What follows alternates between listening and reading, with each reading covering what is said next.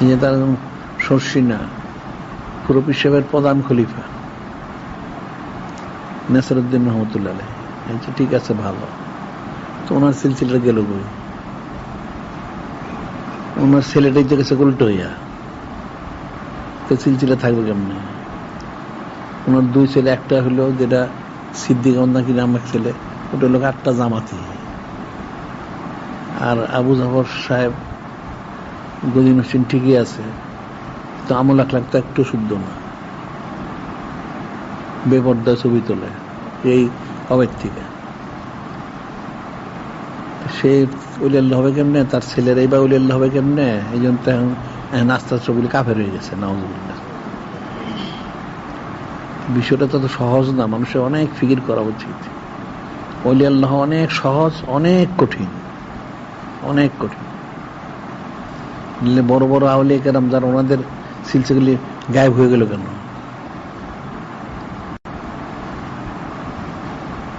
প্রত্যেক সিলসিলাতে এরকমই, মূল যিনি আসছিলেন ঠিক আছে, হয়তো ওনার পরে দেখা যায় ওনার পরেই গায়েব হয়ে গেছে। আবার অনেক বছর ছেলে থাকলে তারা হয়তো ঠিক আছে ওলি আল্লাহ হইল, এরপরে দেখা যায় না গায়েব হয়ে গেছে। কারণ ওই জিকির ফিকির নিয়ে উদ্দেশ্য ওলি আল্লাহ নাই, তো কেমনি ওলি আল্লাহ হবে?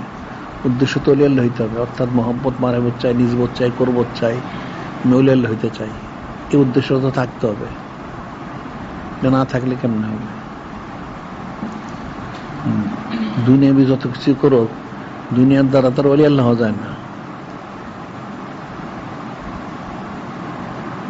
এই যে হযরত সুলাইমান আলাইহিস সালাম, ওনাকে আল্লাহ এটা একটা দৃষ্টান্ত স্থাপন করেন, তো রসুল ঠিকই আছে, ওনাকে বললেন আপনার জন্য দুইটা জিনিস রাখা হয়েছে, দুইটা, একটা হলো সারা দুনিয়ার কর্তৃত্ব, আর একটা ইলম রাখা হয়েছে, আপনি যেখানে একটা গ্রহণ করতে হবে। তিনি জিজ্ঞাসা করলেন যে হে বারেলাই, যে সারা পৃথিবীতে কর্তৃত্ব আমার জন্য রাখা হয়েছে, আমি যে কর্তৃত্বটা গ্রহণ করি, এর মাধ্যম দিয়ে আমি আপনার মহব্বত মারিফত হাসিল করতে পারবো? ওনাকে বলা হলো আপনি হাসিল করতে পারেন, নাও করতে পারেন, এটা নিশ্চিত না। আচ্ছা ঠিক আছে, তাহলে ইলিম যদি গ্রহণ করি, হ্যাঁ ইলিম গ্রহণ করলে রাজমন্দির সন্তুষ্ট হাসিল করা যাবে। তিনি তাহলে আমি ইলিম গ্রহণ করলাম, আল্লাহ পাক খুশি হইলেন। আসলে তো উনি রসুল ঠিক আছে তালিম দেওয়ার জন্য, ঠিক আছে ইলিম গ্রহণ করলেন, তাহলে মোহাম্মদ মারে আপনাকে চাই আমি, উদ্দেশ্য।